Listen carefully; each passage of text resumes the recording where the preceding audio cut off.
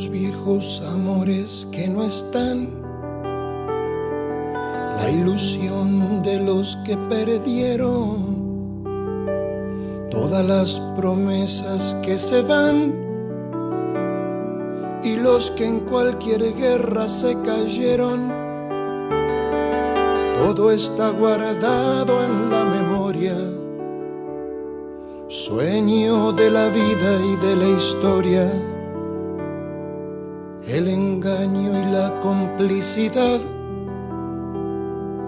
de los genocidas que están sueltos, el indulto y el punto final a las bestias de aquel infierno. Todo está guardado en la memoria, sueño de la vida y de la historia.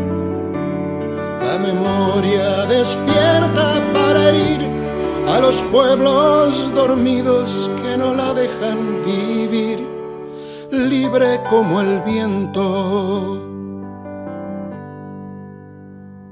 La memoria pincha hasta sangrar a los pueblos que la amarran y no la dejan andar, libre como el viento.